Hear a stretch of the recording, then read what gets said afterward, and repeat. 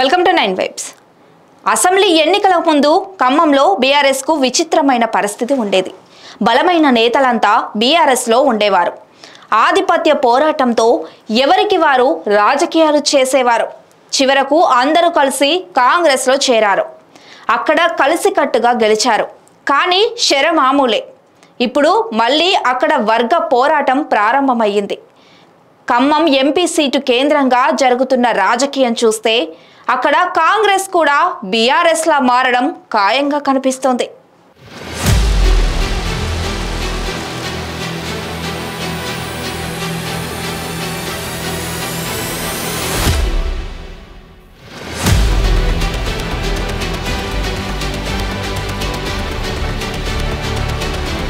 శాసనసభ ఎన్నికల్లో బీఆర్ఎస్ కు దక్షిణ తెలంగాణ గట్టి దెబ్బతీసింది. ఖమ్మం, నల్గొండ, మహబూబ్ నగర్ ఉమ్మడి జిల్లాలో బీఆర్ఎస్ 36 సీట్లలో కేవలం 4 సీట్లు మాత్రమే గెలిచింది. మహబూబ్ నగర్ జిల్లాలో 14 సీట్లలో కాంగ్రెస్ 12 సీట్లు గెలవగా బీఆర్ఎస్ కేవలం 2 సీట్లు మాత్రమే గెలిచింది.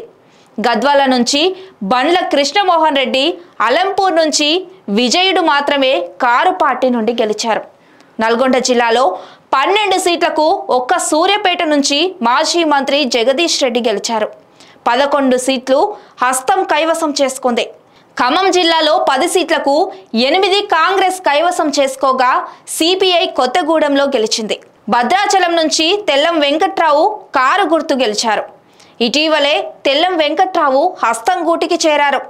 గత ఎన్నికల్లో ఖమ్మం జిల్లా నుంచి అసెంబ్లీకి కారు గుర్తుపై ఏ ఒక్క ఎమ్మెల్యేని గెలవనివ్వబోమని వార్నింగ్ ఇచ్చిన ఆ జిల్లా మంత్రి పొంగులేటి శ్రీనివాసరెడ్డి తన పంతాన్ని ఇలా నెగ్గించుకున్నారు.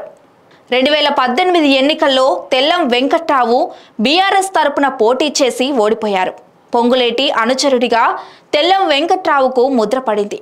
బీఆర్ఎస్తో పొంగులేటి శ్రీనివాసరెడ్డికి పోసకాక పోవడంతో ఆయన అసెంబ్లీ ఎన్నికల ముందు రాహుల్ గాంధీ సమక్షంలో కారు దిగి హస్తం గూటికి చేరారు. పొంగులేటితో పాటు తెల్లం కూడా కాంగ్రెస్ పార్టీలో చేరారు. అయితే కాంగ్రెస్ నుంచి భద్రాచలం ఎమ్మెల్యే అభ్యర్థిగా సిట్టింగ్ ఎమ్మెల్యే పోదెం వీరయ్యకు టికెట్ ఖరారవడంతో తిరిగి నెల రోజుల్లోపే తెల్లం మళ్లీ కారెక్కారు. బీఆర్ఎస్ తరపున పోటీ చేసి 2024 ఎన్నికల్లో ఖమ్మం జిల్లాలో గెలిచి కారు పార్టీ పరువు కాపాడారు. కాంగ్రెస్ అధికార పీఠం దక్కించుకోవడంతో పొంగులేటి అనుచరుడిగా ముద్ర ఉండడంతో ఎప్పటికైనా కాంగ్రెస్ పార్టీలో చేరడం ఖాయమని ఉమ్మడి ఖమ్మం జిల్లాలో ఊహాగానాలు సాగాయి. దానికి అనుగుణంగానే ఇప్పటి నుంచి తెల్లం వెంకట్రావు ఉమ్మడి ఖమ్మం జిల్లా మంత్రులు పొంగులేటి, బట్టి విక్రమార్క, తుమ్మలతో సన్నిహిత సంబంధాలు కొనసాగించారు.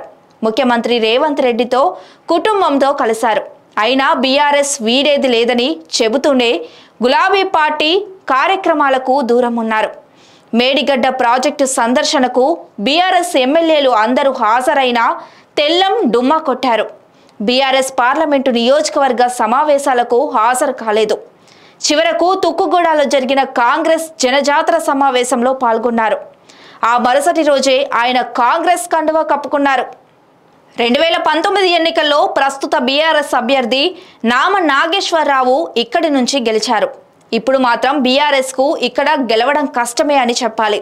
2014లో ఉమ్మడి ఖమ్మం జిల్లాలో కొత్తగూడెం స్థానం నుంచి జలగం వెంకట్రావు ఒక్కరే బీఆర్ఎస్ నుంచి గెలిచారు.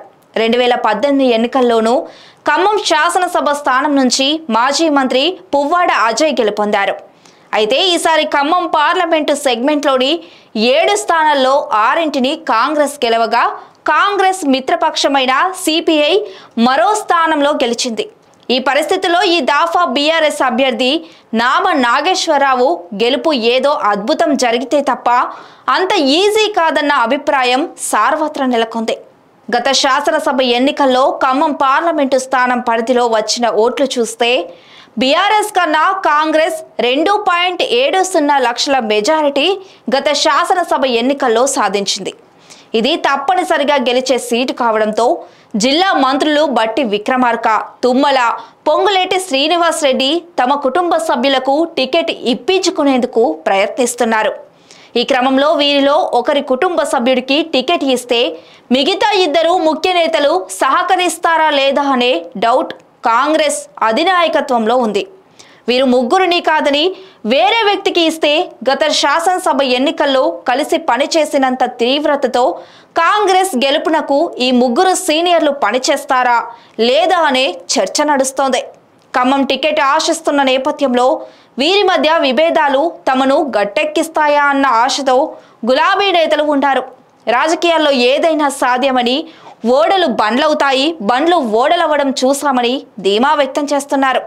ఈ ఖమ్మం పార్లమెంటు సీటు ఎవరి ఖాతాలో పడుతుందో, కాంగ్రెస్ నుండి ఎవరికి టికెట్ దక్కుతుందో, హస్తం నేతల మధ్య సఖ్యత ఉంటుందా, ఎన్నికల్లో విభేదాలు గెలుపును తారుమారు చేస్తాయో అనేది సస్పెన్స్గా మారింది.